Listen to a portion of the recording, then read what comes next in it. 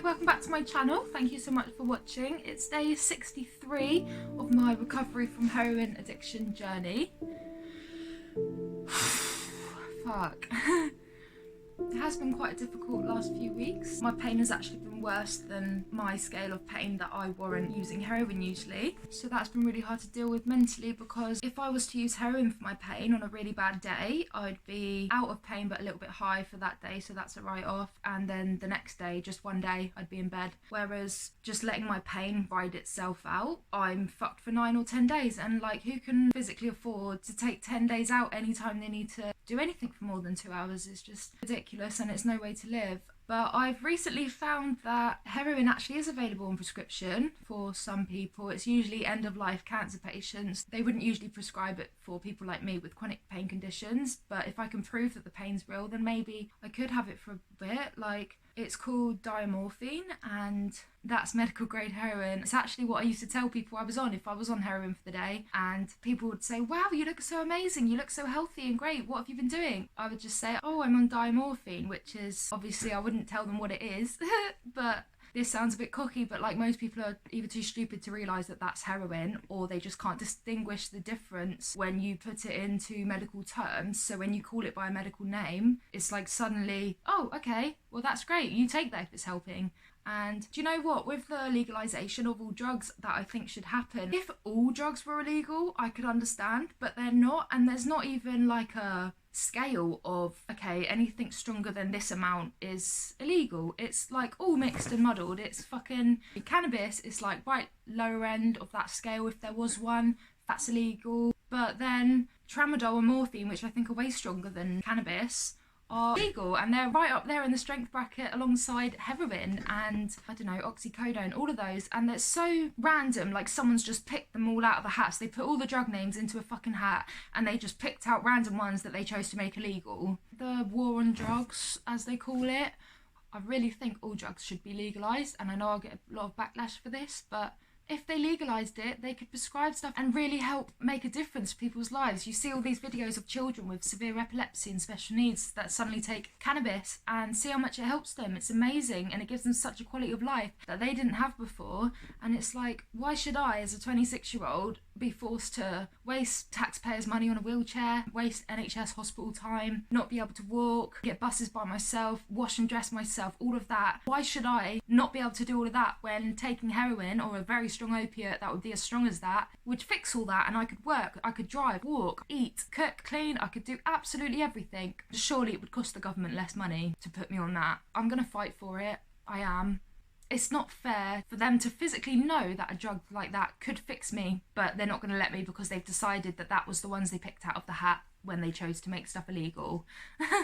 It's really hard, makes me really angry, because it's so hard living like this. This is the alternative to being on drugs, and if this is what life's going to be like, it's going to be really hard to stay clean, because I can't live the rest of my life not being able to work, not being able to drive, walk, nothing, when a drug could fix that. I'm going to fight to get it legalised for medication, for pain. I haven't looked into it yet, but I'm pretty sure that if you had about 10 case studies and then took it to the government and said, look, these 10 people are using heroin for their pain and it's made a considerable difference to their lives, would we be able to make a study? If you can prove that it's worth them studying, then surely they'd then let you do a study on 50 people or 100 people, and then if that went positive majority, then they'd be able to do clinical trials after that. Surely all clinical trials start with one person's idea, even though it's usually scientists and stuff, and like, it wouldn't be anyone like me doing the studies, like it would be proper scientists and doctors and stuff doing the studies, but people with an unbiased view. Then who knows, in 5-10 years, even less maybe, we could have that being trialled at fibromyalgia patients, patients with chronic pain, young patients with chronic pain, and see what a difference it makes to their fucking lives. It's not fair, and the people making these rules, they don't have to live in this pain. They're not the ones that have their 20s stolen from them. They're not the ones that have to have a carer with them, have somebody wash and dress them when they're fucking young, supposedly the best years of your life. They're not the ones that have to deal with that. And if they did legalise drugs for recreational use as well, then people who don't use drugs wouldn't have to deal with people using drugs outside where they live. They wouldn't have to deal with people selling and buying drugs, prostituting to fund drugs, gangs and stuff. That's all about drugs. They wouldn't have to deal with any of that, because they could have a safe place where it's like, hey, this is where the drug users can use drugs legally. and have clean, sterile equipment, so no diseases, no nasties, and no rubbish outside, no fucking needles on the floor on the way to dropping your kids off to school, none of that. But no, they just can't do it. I think it's like this government, or this country's government, is a very much, they don't want to back down and admit when they've made a mistake. And it's like they're so stuck with having that stiff upper lip, like, no, we're not wrong, we're fine. That they just can't admit, okay, maybe we have made a mistake, let's try it your way, you know? So maybe we need to get a rich person or rich powerful person on board with it. I don't know, someone who's got celebrity status, well known, but also enough money and powerful that people would listen to them, and that rich people would listen to them, because they're the ones in the power, they're the ones that can make all the changes and have the money to do all this. So let's try. Legalise heroin for pain. It would be fucking amazing. I've been going to Narcotics Anonymous meetings still. I haven't collected my 60-day chip yet, but I feel like it is quite helpful collecting the keyrings, because it's like a token of physical proof that you did that time clean. And I still don't agree with the fact that they take it all away. Like, they don't physically take your chip, you don't have to give them back once you fuck up, but they make you start back from day one. And I feel like if you're starting from day one, it's going to make you think, well, fuck it, what's the point in just having one drink of alcohol, which wasn't even my problem drug, and then having to go back to day one on your countdown? You might as well have a massive binge and actually enjoy yourself for a few days or weeks or months on a relapse, and that's a deliberate relapse. Whereas if they just said, well, actually, yeah, I'm 90 days clean with bar 1 use or bar 2 uses, then it's like not all relapses are as bad as each other. But I think with NA, it's like they make one drink sound the same as bad as going off the rails and going homeless for 6 months because of heroin use. Like, they put it in the same level of consequences, and it's really not. I think that can be quite discouraging for a lot of people. I feel mega stressed at the moment. I think I've been taking a lot on, maybe a little bit too much, with being there for friends. And it just sucks because I'm an empath and I just want to be there for everyone all the time. It's like, if I know I can help someone, that means I will. Like, why would I not help them if I could? But I think just because I know how to help somebody doesn't mean I'm well enough to actually do that. And it's trying to find the right balance of being there for me as well as being there for other people, which I find really hard because I always feel super guilty if I'm not there for someone that I know needs help, even if I'm not well enough to give that help. That's one of the mad frustrating things I find about being so ill, so young, is you have so many ideas of things you want to do that you know you could do if you were just a little bit better. And that stems back to having a pain management medication that works, like diamorphine or heroin. If I was on that, I could work, study, run a business, go back to school, fucking have kids and drive, work, be in a relationship, everything. But one day at a time, I'm going to get through this. I still can't really believe I've made it to day 63. I thought my mental health was mostly stemmed from my drug use, but I realise I am probably bipolar, like the doctors have said, because my mental health is flaring up again and I feel very manic, but not happy manic. I feel very stressed, like I can't stop talking, I can't stop moving, I have to be doing something 24/7, and I feel stressed if I'm not doing things. I thought that by quitting drugs, illegal drugs, that would go away, but it's not, and I'm not normal with that, and I'm struggling because it's like, when my mental health is in an episode, people assume that it's because of drugs. So when I'm clean, it's like, well, no, I'm not on drugs. This is me off drugs. I'm much worse off drugs. And when I was on drugs, people would accuse me of being on drugs on the days that I wasn't on them, and not just the days I was coming down. So it's hard because I know that even other people think I look better on drugs, and I am really only quitting for other people, but obviously I don't want to die, and that's my main reason for quitting. And it's hard because if I had it from a doctor, medicated, they could control it for me. I wouldn't be there fucking trying to shoot up and hope for the best, hope I don't die, you know? But they won't do that. And it's so stupid, because why legalise morphine and oxycodone and codeine and tramadol then if you're going to make heroin illegal, when heroin works better with your brain than morphine, and it's no more addictive than morphine or pregabalin. And it's so shit because all of those drugs make you get really fat, they make you get really tired, and heroin in very small doses prescribed by a doctor makes you able to eat, makes you able to sleep, makes you able to walk if you can't walk due to pain. It's just stupid.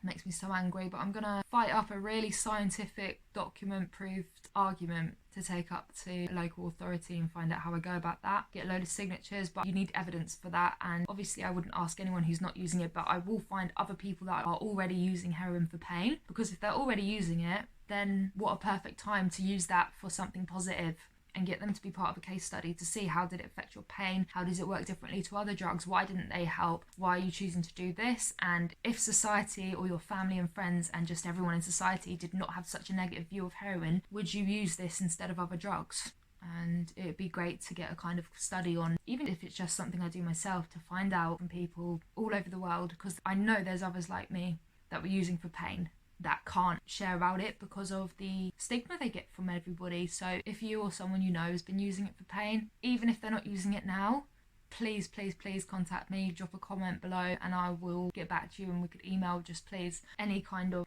experience on it. I would love to talk about it and just find out more I can, so that we could see about having it as a possibility for pain management, if it will change people's lives for the better.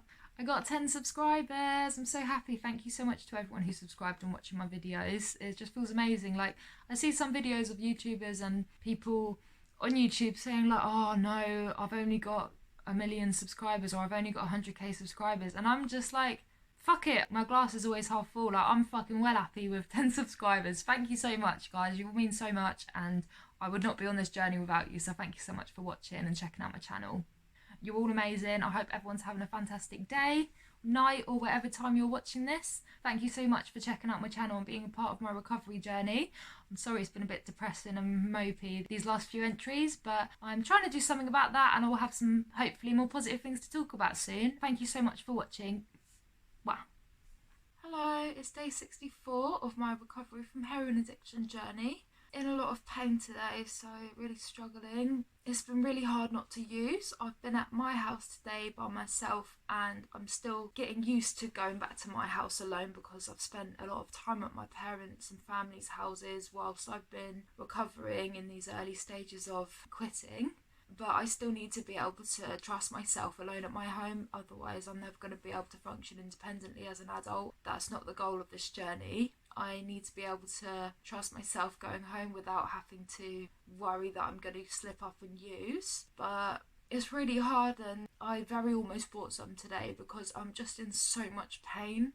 Everything hurts. For anyone who has used drugs, I feel like I'm on a fat come down after a festival, after a week-long bender.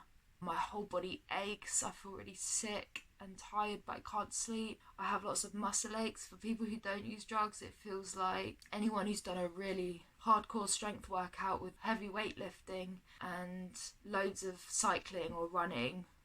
That's how I feel. My whole body aches and my stomach feels like extreme hunger pain, but also really sick and I can't eat. Kind of like how your stomach feels after a hangover, accompanied with the pain of my usual stomach conditions. So it's just so hard because I've spent almost this entire week in bed, unable to do anything. I was so close to getting my business out there and fully set up a few weeks ago, and now I just feel like I've had so many setbacks this week because I'm just too ill to do anything. And I feel like if I used heroin, I'd be able to set my business up, I'd be able to make stock for the things I want to sell, I'd be able to function, I'd be able to wash and dress myself, I'd be able to get out of bed and be up for more than 4 hours in a day, which is about what I'm spending awake at the moment. So I'm in bed at least 20 hours a day, and the 4 hours I am awake is used up by washing, getting dressed and trips to the bathroom. It's no way to live, and I really don't know how much longer I can go on like this. I'm going to call the doctors in the morning, but it feels so pointless because they never give me any pain meds because of my age, and even before the heroin addiction, they refuse to give me any pain medications because they just tell you that, oh, well, you're going to be an addict if we give you this, whereas the only reason I used heroin in the first place was because they wouldn't manage my pain.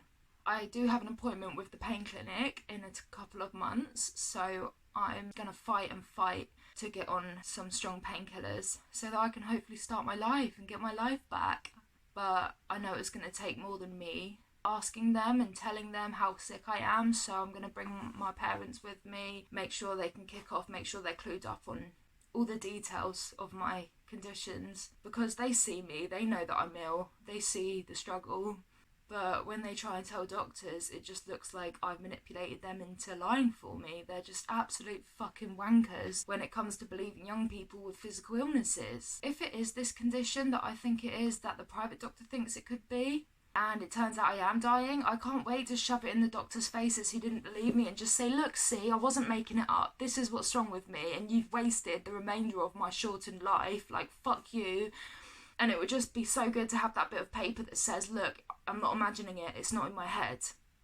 I was so close to using, so I decided to jump onto a meeting. I'm quite lucky that actually a positive has come out of the COVID pandemic, and that is that the Narcotics Anonymous meetings and similar meetings are all online and video based, which means that anyone can access them day or night from their phone. And that's just been amazing and such an amazing support network for me, because without that I really would be alone, and I just wish I'd found it earlier. I went on that for a few hours. Sometimes it's very helpful and sometimes it can be very unhelpful. I think it just completely depends who's on there, what stories they're sharing, whether I connect with that and resemble with them, or whether their life is completely different to mine and I have nothing in common, and that turns me away and either just isn't helpful because there's nothing in it I can relate to, or it makes me feel like, well, I'm not an addict because I don't do X, Y, Z. But luckily today it was really helpful. The people on there had a lot in common with me, and the ones that didn't were able to empathise with me and sort of advice, which they're not supposed to do, but that's amazing, because it's like the difference between talking to a friend and talking to a private counsellor. They're not supposed to feed back on what you say, whereas when you speak to a friend and they give you sort of unedited advice, it can actually be really helpful, even if their advice isn't scientifically accurate. I'm still trying to write a plan of what I want to do in the day. I think it's so important to keep a schedule and have a rough idea of what you're doing for the day, especially if you're not able to work when you first quit using. It's so easy to just lose days and weeks if you keep putting things off until the next day. And if you don't find stuff to do in the day, even if you're poorly, your thinking's going to be centred back again all around drugs, and it's all you're going to be thinking about all day. I know we often forget the bad memories, or they lessen in our minds because we only remember the good, because that's what draws us back.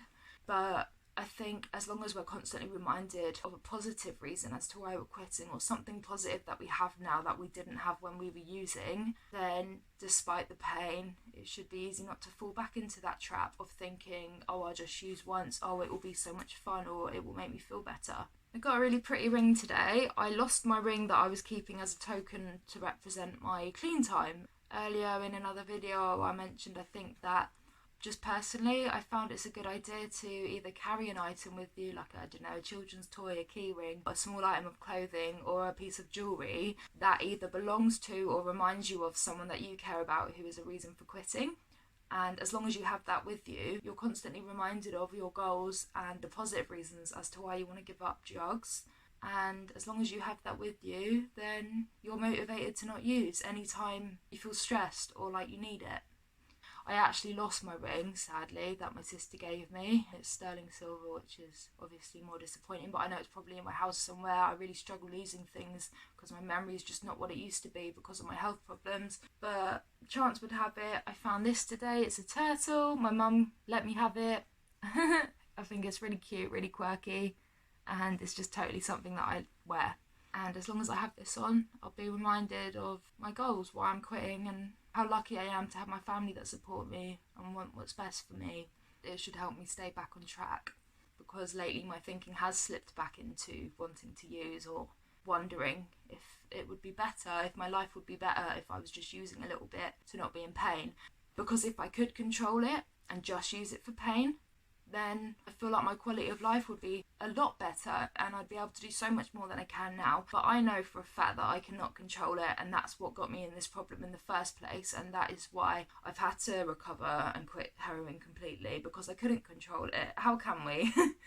So as long as it's an illegal drug only and not prescribed as medication, I know myself personally I can't control it, so I cannot use it for pain, because I run the risk of going off the rails again and losing everything and everyone, and it's just not worth it. I hope everyone's having an amazing day. I'm sorry it's been a bit depressing lately, but I will be more positive in the upcoming videos, and I hope to post some videos soon about other topics. Please let me know in the comments below if there's anything you'd like me to talk about or ask my opinion on. Please let me know. Any feedback is much appreciated. Love you all. Hope you're all doing amazing. I will check in a little bit. Hello, welcome back to my channel. It's day 70 of my recovery from heroin addiction journey. Yeah, fucking hell, 70 days. I've actually stuck to it. I'm really proud of it. And I collected my 60-day keyring from Narcotics Anonymous. Clean and serene for 60 days. Don't know about the serene part, but clean for 60 days, and it's day 70 today. My health's been okay, just the usual pain and unable to eat, but I did manage to eat solid food for a couple of days. It's just made me quite sick again now, so I'm back on my shakes and just having the 40 juices to wean back onto fasting, as that really helps. I've been playing a lot of music the last few days. There's quite a few songs I'm working on that I'd like to upload, so that's something positive to look forward to.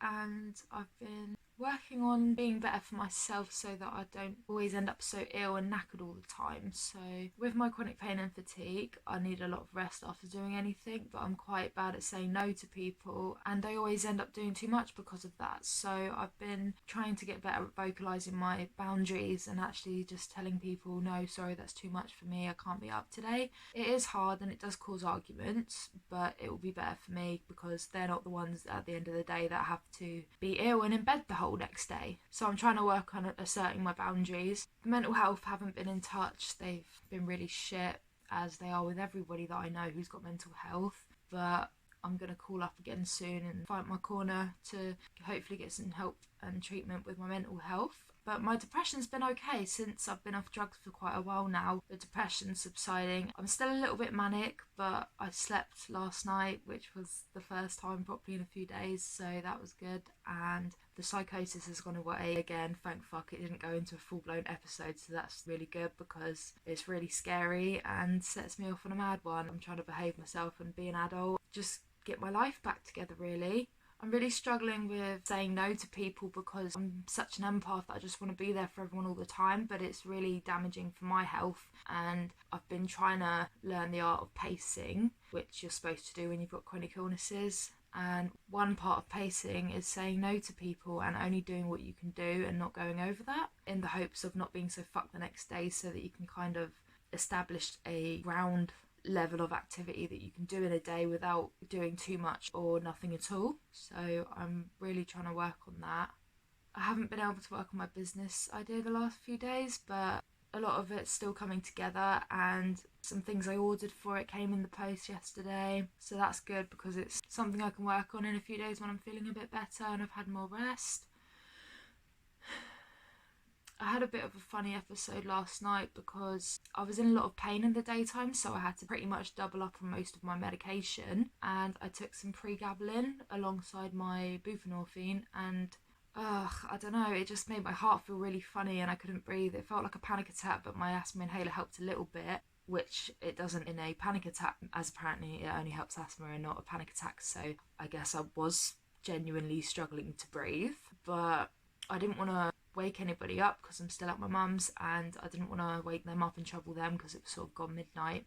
But I also was too ill to call an ambulance or to call 111 NHS for advice, so I ended up collapsing in the bedroom that I'm in at the moment, and I was on the floor for about an hour, I guess. My cat came and sat on my chest to keep me warm, which was just crazy. What a smart animal doing that. Like, I think it's a natural instinct for cats and dogs to sit on a person's chest and belly if they're unconscious or can't move, because that's where your vital organs are, and that keeps you warm until help arrives. So that was just crazy that he knew to do that, even though he's not trained in any way, shape or form to be a service animal. That was really cute, and I'm glad I've got him.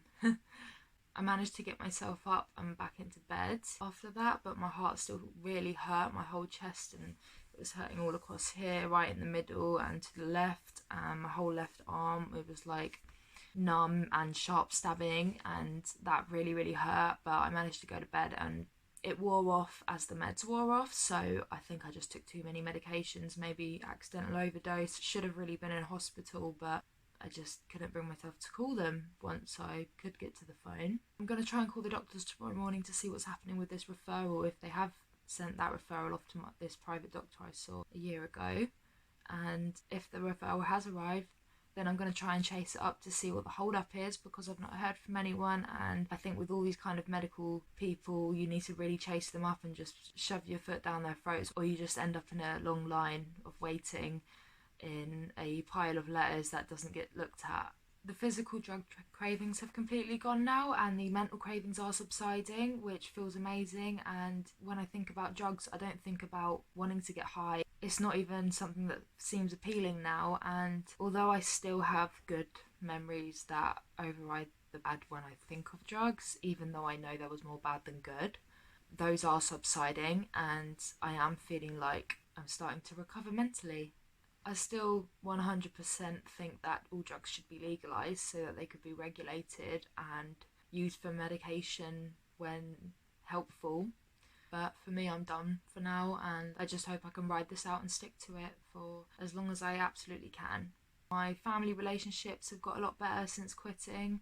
I feel like I'm worrying everybody less, and my health is obviously still bad because of my health problems, but I feel so much better mentally, and that's the sort of main one that counts for me personally. It was just going to be a quick entry today as I'm absolutely knackered and want to go to bed, but I will try and check in with you guys in the morning after I've had some sleep. I hope everyone's having an amazing day. Love you all, you're all amazing. If this is your first time on my channel, thank you so much for watching.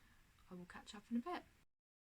It's day 71. I wouldn't usually film outside, but I just wanted to show you these lovely horses. I'm on a field just out with family at the moment, and it's really nice weather, and I just wanted to share that with you guys. The recording you're listening to now isn't the original audio from this video, but there was lots of wind and it was just sounding really crappy, so I've just figured out how to record over it on my free app that I use to make my videos on.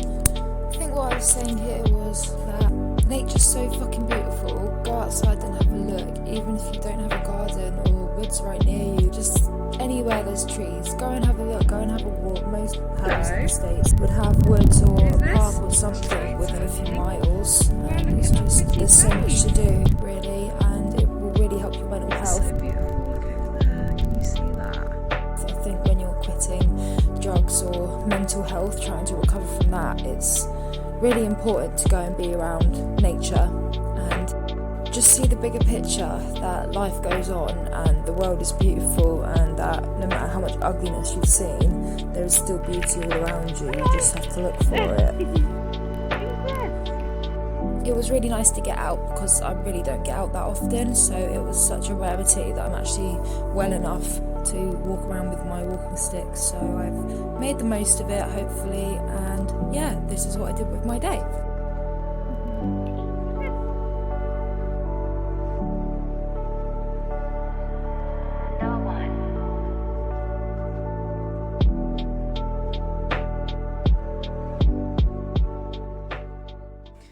Hi, wow, what a day. Slightly different filming tactics today.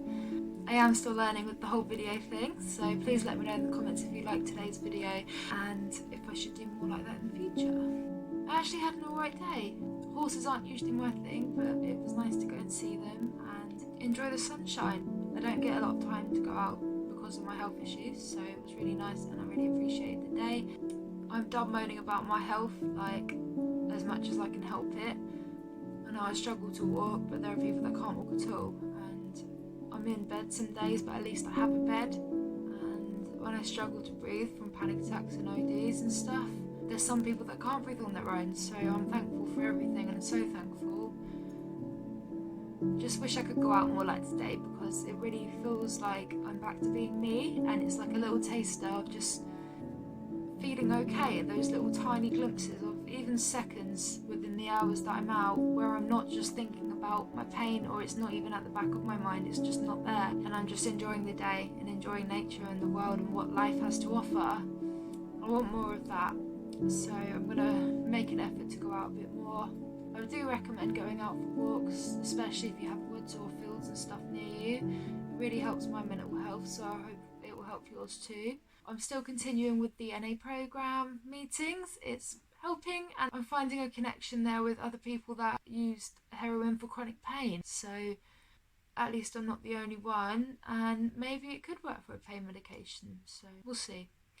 I've been working on my business stuff. I'm just resting a couple more days and then I should be well enough to make some of the products for my business. I just need to set proper targets, goals of weekly things to do and daily goals, so that I actually stick to it and do it, rather than just saying, oh, I'm going to do that in a few weeks or whatever, but not setting a date and then a few weeks never comes.